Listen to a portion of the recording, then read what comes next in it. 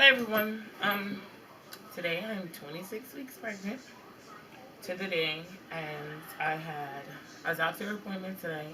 I had a glucose test done, and I had a transvaginal ultrasound to check the length of my cervix. Um, but that's a whole nother story. So let's see. I have everything in my room. So the baby looked good today. Checking, they also check the baby's weight and length and things like that. So as of today, the baby is 20, no, 2 pounds, 1 ounce. The text said that the baby has very long legs because his legs measured a week and a day ahead of everything. And he's been measuring to the day since like forever, since he's been getting measured. So that was good.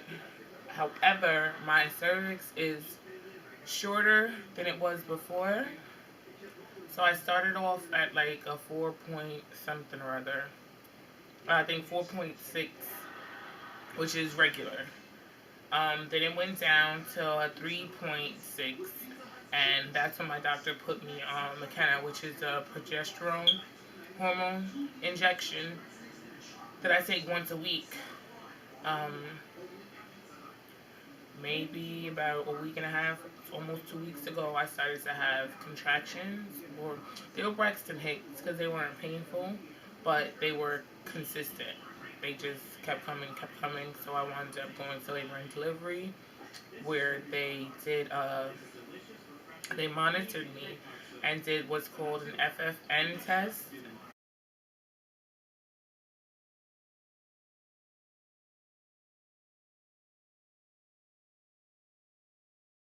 N test is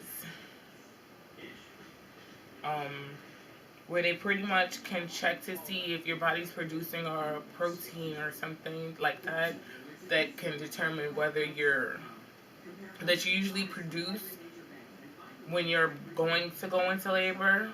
So pretty much if you get a positive, they said there's a chance that you could. It's not guaranteed that you could go into labor, but there's a chance that you might.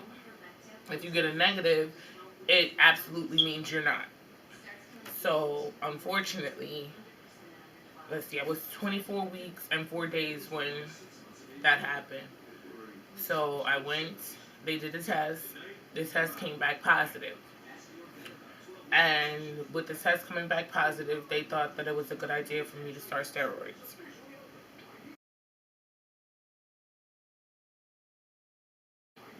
So they gave me a steroid injection, and then the next day, because you have to have two within 24 hours, the next day I came back to get my second steroid injection.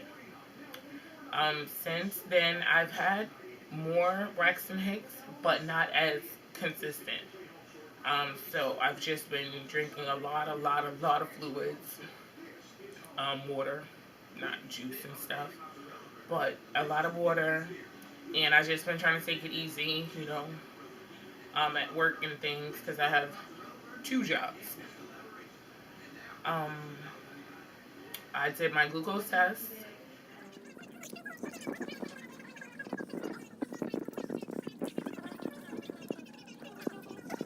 and an hour later they drew my blood, and that was pretty much my experience at the doctor's office today. Came back home and decided, hey, I was supposed to make pregnancy vlogs, which I never did. Oh, and the baby's heart rate is 144, which is pretty accurate to how it's been. So they said he's doing great. But yeah, so I'm not very good at vlogging at all, but you gotta be in it to win it. So here we go. What is this? Week 26 of pregnancy. Even though I look huge, my belly is like super big. Um, I think what I'm going to do, because I have documented picture wise like the whole pregnancy up until now.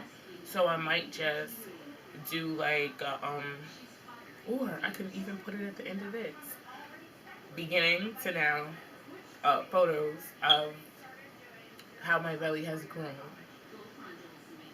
and then maybe do a recap of like symptoms and things that have gone on, like why I have these on, and other things that have happened to me during this pregnancy, just in case anybody else is going through any of the same stuff that I'm going through.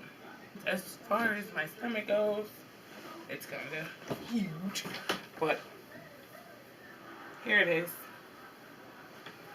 Belly at 26 weeks with baby number 7.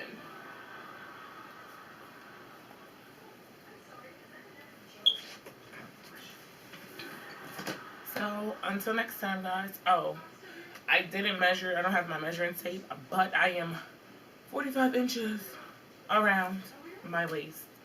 So yeah, it's growing. So if your belly is big at 26 weeks, don't feel bad. There's a lot of us out there that are bigger than most or some or whatever. And if you don't have a bump, it's okay.